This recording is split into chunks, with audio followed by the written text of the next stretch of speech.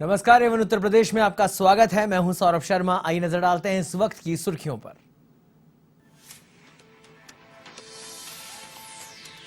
संविधान निर्माता डॉक्टर भीमराव अंबेडकर की पुण्यतिथि पर कार्यक्रमों का आयोजन, वहीं सीएम योगी ने किया प्रतिमा का माल्यार्पण।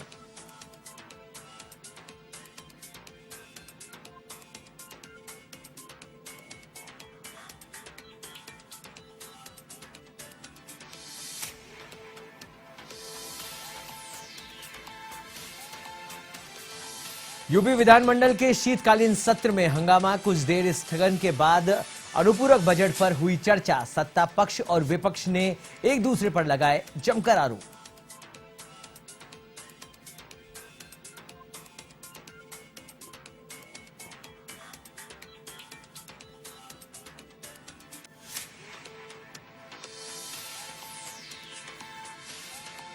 विधानसभा अध्यक्ष सतीश महाना ने सदन की कार्रवाई का फेसबुक लाइव करने पर सपा विधायक अतुल प्रधान को निकाला सदन से बाहर।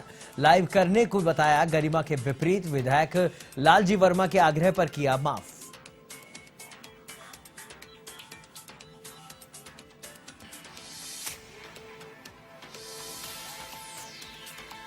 सपा विधायक इरफान सोलंकी मामले में कार्रवाई। कानपुर में एक और आरोपी ने किया सरेंडर। आरोपी अशरफ अली से पूछताछ में जुटी पुलिस।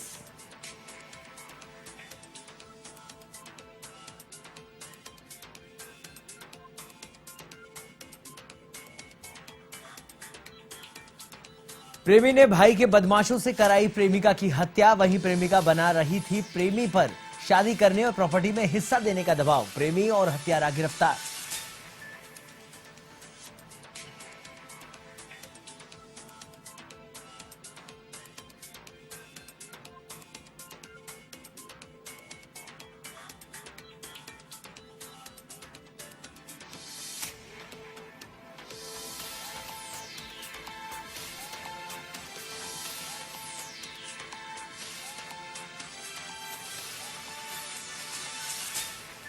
और अब खबरें विस्तार से। उत्तर प्रदेश के लखनऊ में संविधान निर्माता डॉक्टर भीमराव अंबेडकर की पुण्यतिथि के अवसर पर कार्यक्रमों का आयोजन हुआ। इस मौके पर अंबेडकर अस्थि कलश परिसर में परिनिर्वाण दिवस समारोह का आयोजन हुआ, जिसमें सूबे के मुखिया सीएम योगी आदित्यनाथ ने शिरकत की। वहीं इससे पहले सीएम योगी ने बाबा साहब की प्रतिमा पर माल्यार्पण कर उन्हें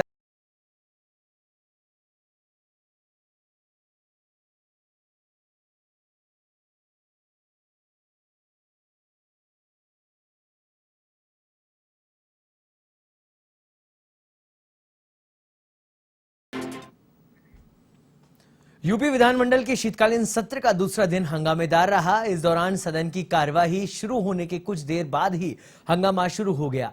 हालांकि कुछ देर तक स्थगन के बाद फिर से कार्रवाई शुरू हुई और अनुपूरक बजट पर चर्चा की गई। इस दौरान सत्ता पक्ष और विपक्ष ने एक दूसरे पर जमकर आरोप लगाए।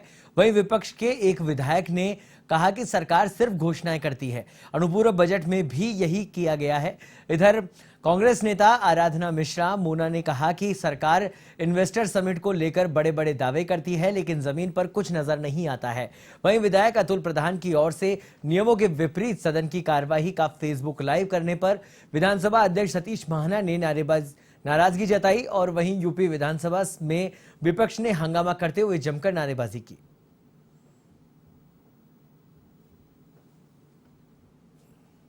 से इनलैंड वाटरवे के माध्यम से हम लोग इसको देख सकते हैं। हमारी चीनी मिलें जो चीनी उत्पादन कर रही है, कोरोना कालखंड में भी हम लोगों ने अपनी सभी 119 चीनी मिलें चलाई और इन 119 चीनी मिलों को चलाने के साथ ही हम लोगों ने यह भी किया है कि अब उत्तर प्रदेश से चीनी अन्य देशों को एक्सपोर्ट हो रही है। यानी जिस राज्य में माना जाता था चीनी मिलें बंद, 17 के पहले चीनी मिलें लगभग बंद होने के कगार पर थी। उससे पहले 10 वर्षों तक चीनी मिलें लगभग ज्यादातर बंदी के कगार की ओर जा रही थी। पिछले 5-5.5 वर्ष के अंदर न केवल चीनी मिलें चली हैं, बल्कि उत्तर प्रदेश देश का सबसे बड़ा इथेनॉल उत्पादन राज्य के रूप में भी उभरा है और अन्नदाता किसानों को अब तक 1,81,000 करोड़ रुपए के गन्ना मूल्य का भुगतान करने में भी हमें सफलता प्राप्त हुई। डॉक्टर भीमराव अंबेडकर के परिनिर्वाण दिवस पर यूपी के लखनऊ स्थित राजश्री पुरुषोत्तम दास टंडन हॉल में पुष्पांजलि कार्यक्रम आयोजित हुआ। ऐसे में विधानसभा स्पीकर सतीश महाना ने अंबेडकर के छायाचित्र पर पुष्प अर्पित कर श्रद्धांजलि अर्पित की। वहीं साथ ही उनकी जीवनी पर अपने संबोधन दिया।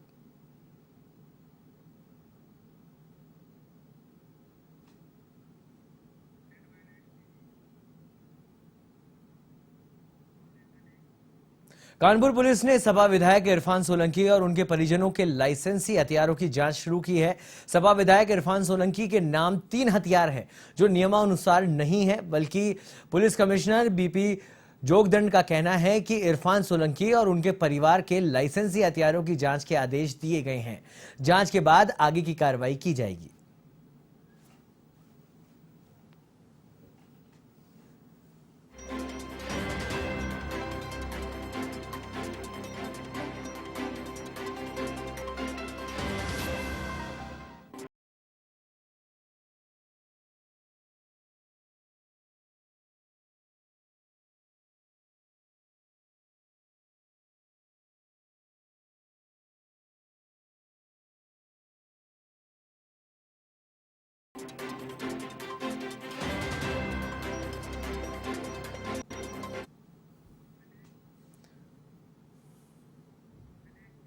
यूपी के देवरिया में छात्र का अपहरण कर निर्मम हत्या करने के मामले में चौंकाने वाला खुलासा हुआ है। छात्र का अपहरण उसके ही रिश्तेदार ने किया था। वहीं पुलिस ने आरोपी रिश्तेदार को गिरफ्तार कर लिया है। वहीं आपको बता दें कि सदर कोतवाली थाना क्षेत्र में रहने वाले 7 वर्षीय नासिर का 4 दिसंबर को अपहरण हुआ था। इसके बाद परिजनों ने से 30 लाख रुपए की फिरौती मांगी गई थी। वहीं अपहरण के इस मामले को लेकर पुलिस ने जांच पड़ताल शुरू की, जिसमें नासिर का शव कुशीनगर के एक पोखरे में मिला। जांच में यह भी सामने आया कि नासिर का अपहरण उसके ही रिश्तेदार ने किया था। ऐसे में पुलिस ने आरोपी को गिरफ्तार कर लिया है।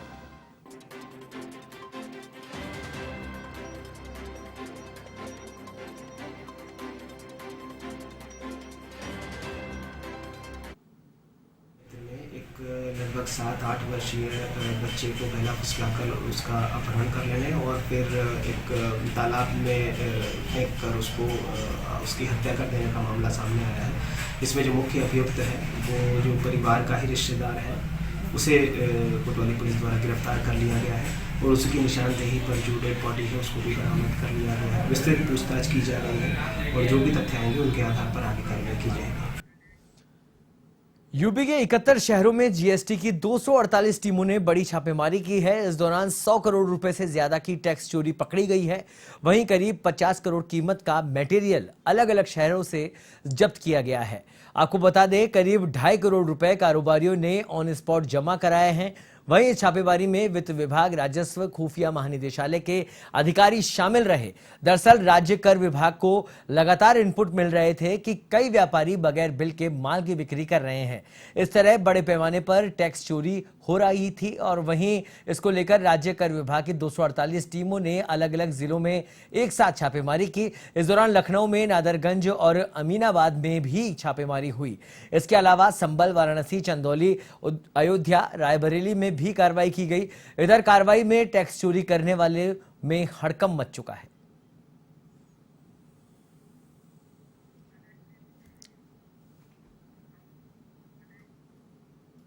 यूपी के बुलंदशहर से खबर है, जहां पूर्व सैनिकों के साथ खुर्जा तहसील पहुंचा एक नेवी का जवान। वहीं भाई पर संपत्ति हड़पने का आरोप लगाकर एसडीएम को उसने शिकायत दी।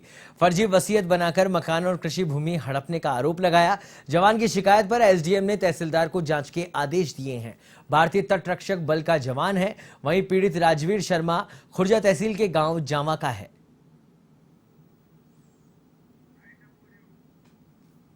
पोरबंदर में सर्विस करता हूं। इस वक्त वहां मेरी ड्यूटी पर मैं तैनात था और हम 2 भाई हैं और हमारे पिताजी के नाम 100 बीघा ज़मीन थी, जिसमें कि मेरे भाई ने पिताजी से धोखाधड़ी करके और सारी संपत्ति, घर, मकान, ज़मीन, सारी संपत्ति अपनी पत्नी के नाम करा दी।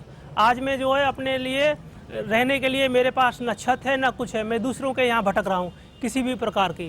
कभी से पता लगा फर्जी वसीयत बना ली भाई? ये उन लोगों ने दावा किया कि हमारे चाचा का यहाँ पर कुछ भी नहीं है, अभी सब कुछ हमारा है।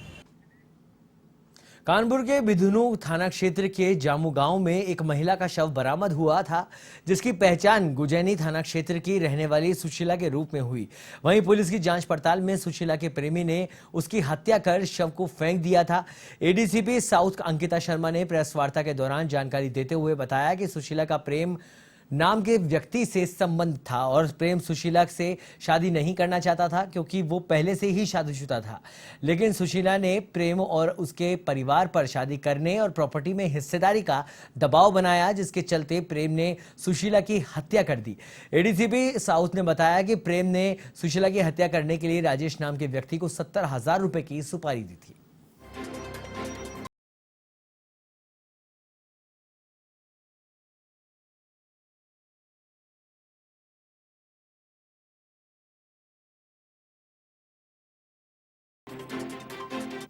प्रेम ने राजेश नाम के व्यक्ति को 70,000 रुपये दिए सुशीला की हत्या करने के लिए। प्रेम सुशीला को अपनी स्कूटी पर बैठाकर घुमाने के लिए लेके गया रात को, और वहाँ ऑलरेडी राजेश और उसके साथी थे।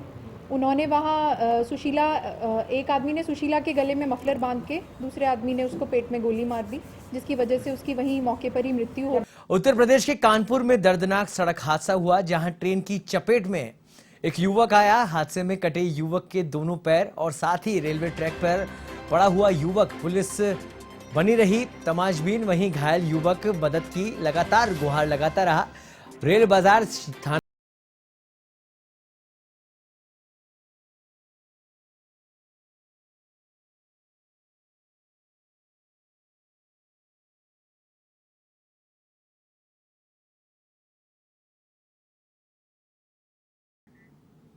खबर यूपी के संभल से है, जहां असमोली क्षेत्र में से लापता हुए युवक का शव ईंट भट्टे में मिलने से सनसनी फैल गई। दरअसल असमोली क्षेत्र का नया गांव निवासी गजेंद्र सिंह जनसेवा केंद्र की दुकान चलाता था, जो दुकान बंद करने के बाद अचानक लापता हो गया।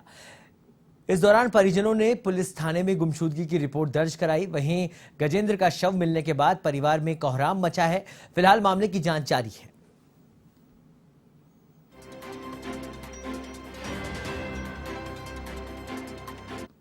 ग्रुप निकल लिया हमें, हमने अपने खुद के जरिए पे निकाला, जो भी हमने अपना वो निकाला है। आज जो फ़ोन खुला था 3:49 पे पैसे ट्रांसफ़र हुए हैं, वो भी मैंने खुद अपने कंप्यूटर से देखे थे और कहाँ पे निकले हैं लोकेशन में निकाली थी, लेकिन पुलिस ने हमारी कोई मदद नहीं की अभी तक। कोई पुलिस वाला आया नहीं? कोई आया नहीं, घर भी नहीं देखने आया कैसे क्या हुआ, कुछ भी नहीं। अच्छा, डेड बॉडी अब कहाँ मिली है? भट्टे के अंदर। यूपी के कानपुर देहात में गालीबाज दरोगा का वीडियो सोशल मीडिया पर अब वायरल हो रहा है। आपको बता दें, इस वीडियो में दरोगा एक बुजुर्ग महिला से बदसलूकी और अभद्र भाषा का प्रयोग कर रहा है। साथ ही आरोपी दरोगा सिटमरा चौकी में बतौर इंचार्ज तैनात है।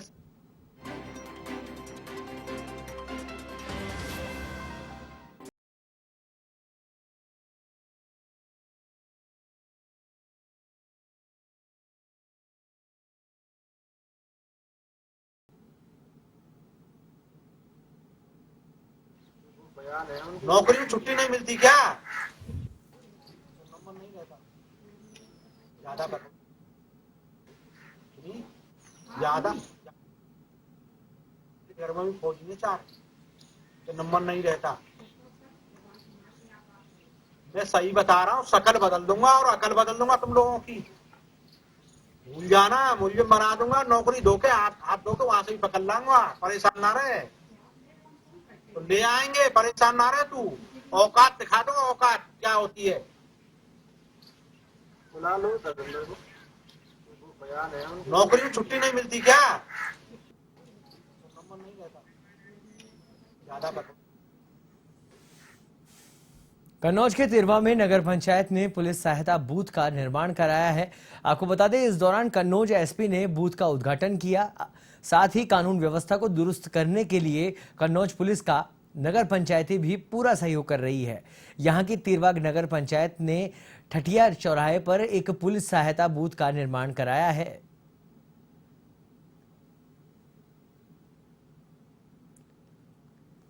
पंचायत तिरवा के सौजन्य से आज एक पुलिस सहायता केंद्र का निर्माण करके उसे लोकार्पित किया गया है। और इस पुलिस सहायता केंद्र के कारण यहाँ पे 24 घंटे पुलिस की मौजूदगी रहेगी।